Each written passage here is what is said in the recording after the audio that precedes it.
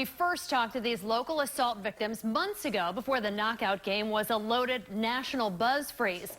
Back then, leaders wouldn't talk to us because they weren't aware of the problem. Now they won't talk because they don't want it to become one here in Baltimore. Jonathan Lamaskin spent the summer battered, beaten up, and broken. I had a complete fracture. Basically, like my mandible was fractured in half, and all these teeth rolled inward. With his broken jaw wired shut for 4 weeks, Jonathan ate nothing but smoothies through a syringe. His friends, neighbors, and parents playing nurse. Very tough to see him hurt.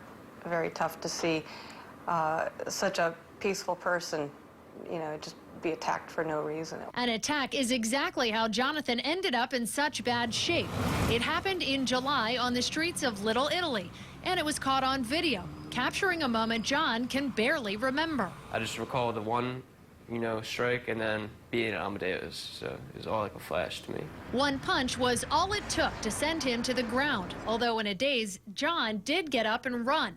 A security camera rolling to capture the kind of case his attorney says has been making headlines recently. They're sort of being treated as run-of-the-mill assaults. But Steve Kelly says John's case and the others you've seen all over the news are something more.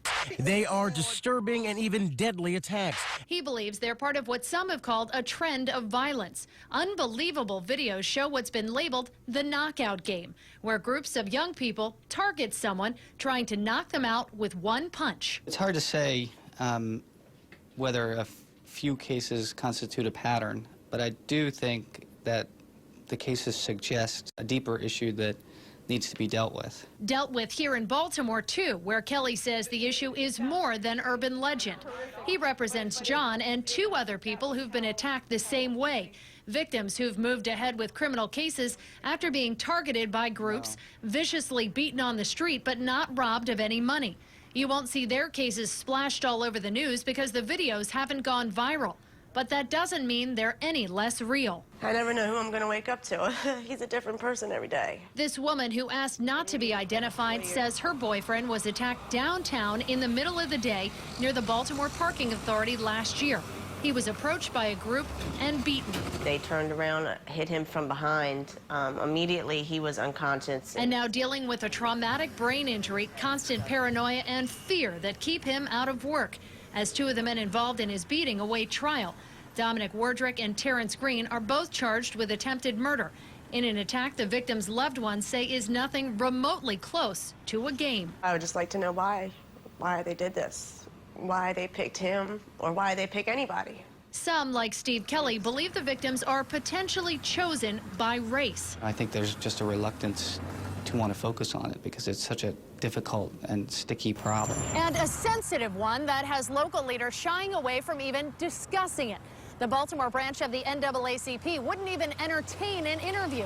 And the mayor's office declined our request to talk about the knockout game.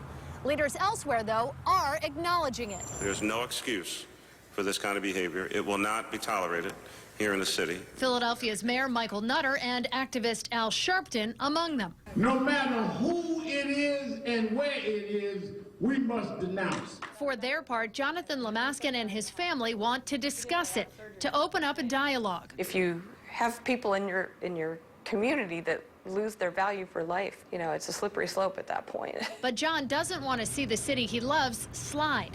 He's not angry with his attackers who face trial in January or even bitter about violence in the city. In fact, Jonathan just wants anyone who would play this game to see his recovery as a tool for re-education, showing an attack can break bones, but not a peaceful spirit. Yeah, I still feel love for all of humanity after all of it. Baltimore police will not directly address the knockout game either, but tell us no matter what the motive is for any assault, they will fully investigate and push for charges. And there is some debate about the Lamaskin case because there are robbery charges. The family, though, says that's a secondary issue because John was punched point blank in the face and then dropped his phone. It wasn't simply taken from him. And regardless of what you call these attacks, how they identify their experience, that's what these families tell us.